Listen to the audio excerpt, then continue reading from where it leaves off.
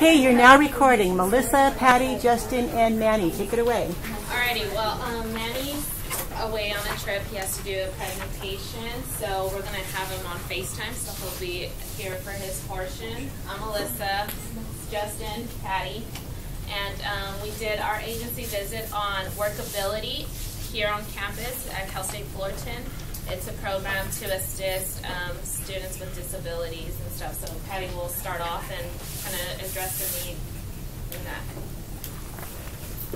Okay, so the needs of our program, they provide students with disabilities here at Cal State Fullerton with obtaining a job and preparing them and to look for a job themselves upon graduation. And then they have up until a year to work with Workability 4 to find a job with the agency. And then they also assist with, if the clients don't have any experience in working anywhere, they also assist them in placing them in internships. So what data demonstrates the existence of the problem? The Department of Rehabilitation works in collaboration with Cal State Fullerton and Workability to make sure that students that have certain disabilities get a job because the unemployment rate is really low. So how has this problem changed over time, and how has it changed, and how do we know this? It has changed because it's designed to work with the disabled, and they tailor it to each client that they have. They take up a good amount of time with each client to make sure that they get the services that they need, and they also do follow-ups with the clients to make sure that they're doing okay in their jobs. What methods are used to identify and locate people? Outreach is very important with the program, and also the California State Department of Rehabilitation works in collaboration with Workability to get these students into the placements that they are looking for.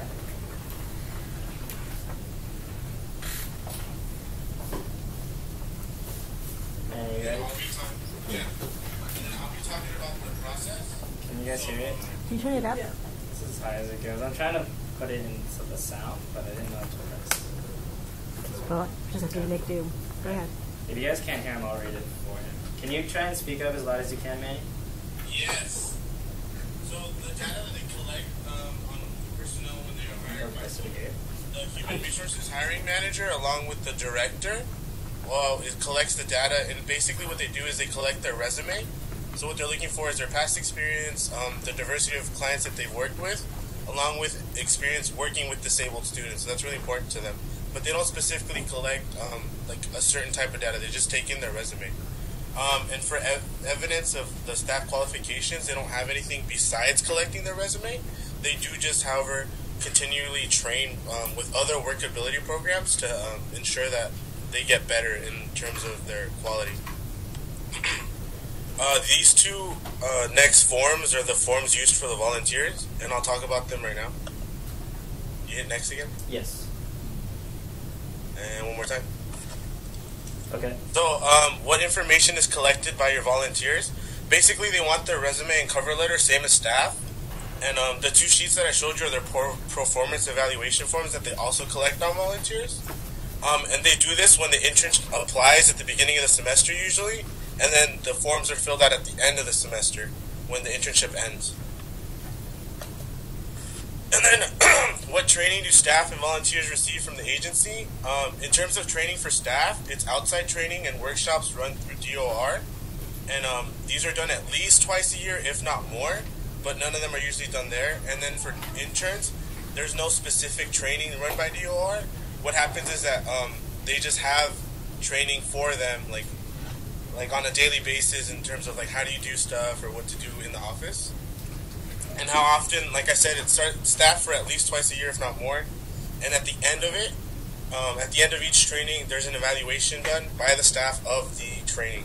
And the interns fill out the same sheets that I showed you previously. And then, how do you monitor staff performance? What they do is they have an annual evaluation looking at 3 categories: work performance, collaboration, attitudes, attendance, and customer service. And what happens is that the staff answer the questions about their performance, and the manager answers the same questions, and they look at these and discuss them between the manager and the staff, so that they're both kind of on the same page as to what they're doing good and what they're doing bad. Also, they set 3 goals for the following year, which they'll reevaluate that next year. And then, how do you know that the appropriate clients are receiving the service? All clients have to be DOR clients and CSU alumni or students. So if you're not a student and you're not DOR, you can't get services. So that's how they know for sure that they're serving the right.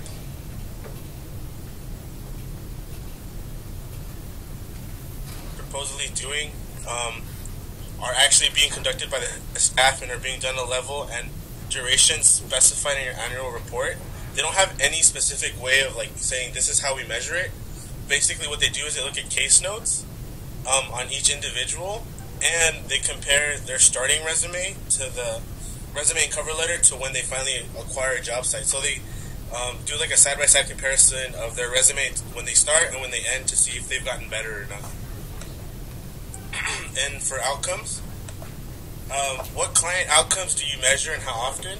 What they measure is if they've been placed either in a job site or an internship site. When placed, if they stay over 90 days. So it's very important to them that they stay at whatever site they are for over 90 days.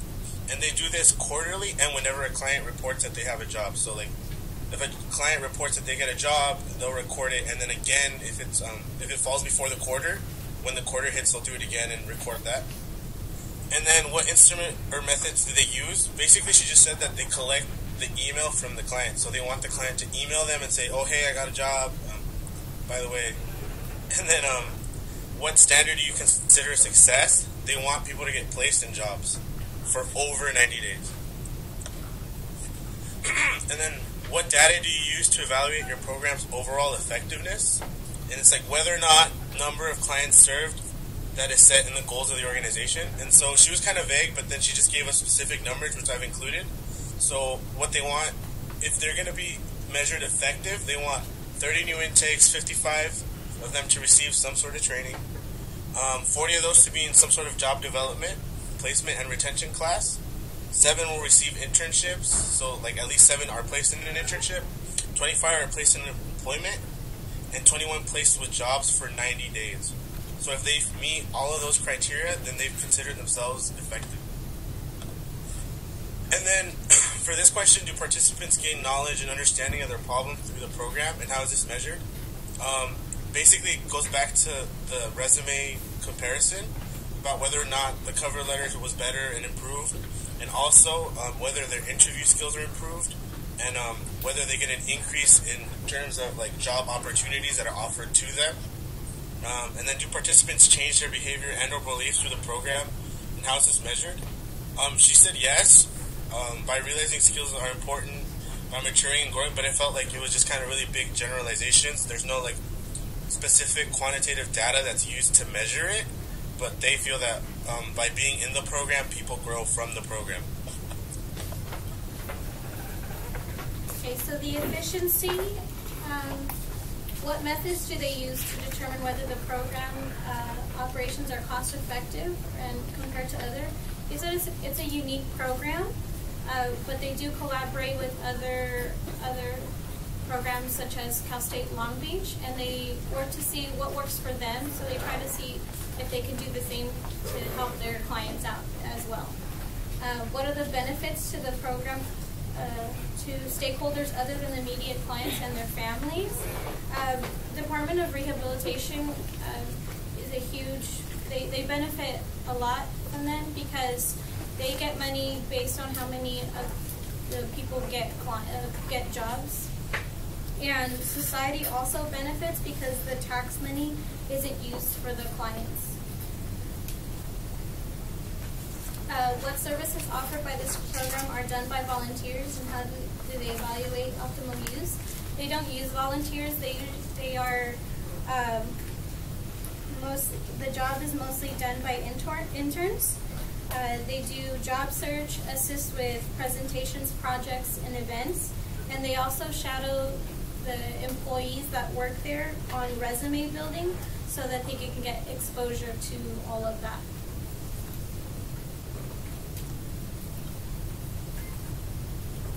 How do they evaluate the overall cost efficiency of the program? They have a set budget, so they have to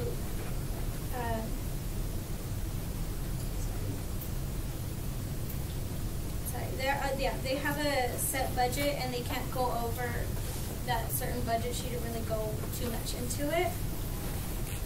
And are there any portions of your services underutilized?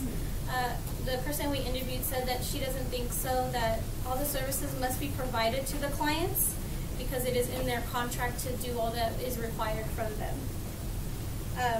And they also, they kind of lack assessment in that area. What makes this location optimal for client access and how does this evaluate it? This program is here on campus, so it's easy for them to come and use the services. It's at the Career Center, right in the same offices. And what methods do you use to determine the effectiveness of their specific program activities? It's based on their effectiveness because of they conduct evaluations at the end of the once the services are received. Okay, 4 minutes.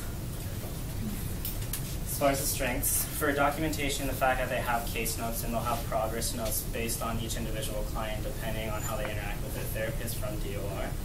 The fact that they have files for clients and they also have files for staff holding all of that information. Their evaluation for their client, they have an evaluation for the staff. So they have an evaluation for the client at the termination of services after the 90 days placement. For the staff, post the end of actual trainings. And the trainings are held quarterly. As far as collaboration, as noted before previously in this presentation, they do collaborate with Long Beach. The things that they will talk about and exchange information on is successful techniques with their participants. They're receptive to feedback, they're always open to change, and they'll take in the information that they conjure from the different evaluations, and they incorporate that into their monthly meetings with DOR and implement those changes that way. They follow up with a client, so they will wait. Their termination isn't until 90 days post-placement, so they make sure that they're placed, and the case, again, isn't closed until that 90-day placement. And this will ensure retention of services and the longevity. For cost-effective, they use interns to offset the costs, as well as the optimal location on campus, right next to the Career Center. Their biggest point for their strength is the fact that it's a collaboration between the school and DOR. So through DOR, they have faculty on site here that actually work through this program, such as Jim Case, who is going to be the director of the Career Center. And then for weaknesses under needs, I have that not much campus awareness is on for the program's existence. There probably could be more outreach because a lot of students aren't aware that this program is out there for people with disabilities. And then for some of the outcome weaknesses, although they do have a lot of follow-up appointments with the clients and stuff, the data isn't really being collected specifically for each individual, like, okay, do you really understand it? It's just more of the numbers, as mentioned earlier, that there's a certain amount of students that they need based upon the contract that they guaranteed a certain amount of students will get job placements and stuff. So in addition to that, like, are the clients really gaining the knowledge and experience needed to create resumes and cover letters, or are they just getting the help and then they just forget about it? There isn't much data collected in that sense. And then also, it doesn't really specify the job placements. Was it because of the leads that the coordinator sent them, or are they just because a friend got the job for them or some other outside source? There probably can be more done to measure the effectiveness of and the impact the program has on the clients. There isn't really like evaluation specifically for the clients if they really feel that they gain confidence. Did the mock interviews help them out? How did they do? Stuff like that. So there wasn't any much data, like actual measurement. The program does provide an end evaluation. However, there isn't a pre-evaluation or a mid one. and the end evaluations, it's only for clients who have followed through without through the whole process. It's not the ones who dropped out. It's not the other clients who just went for a bit. It's only the ones that finished up the 90 days of their placement. So it's a post-test only design, and they're not accounting for any internal validity threats, basically. So they don't look at attrition as well as it's a biased sample population. Very, very, Exactly. very weak evaluation, isn't it? Yeah. And then for efficiency weaknesses, other than knowing that there's a set budget, there isn't really much knowledge about the overall cost effectiveness. She wasn't sure about. All she knew was that we have a set budget, we can't go over it, and that's it. And if we don't use the budget that's given to us, then they'll take away the money next year. So they try to use the money they have any way that they can, but there's no guarantee are they using it effectively. We've got 5 seconds. Are we done? And yeah, that's pretty much it. Great job, guys.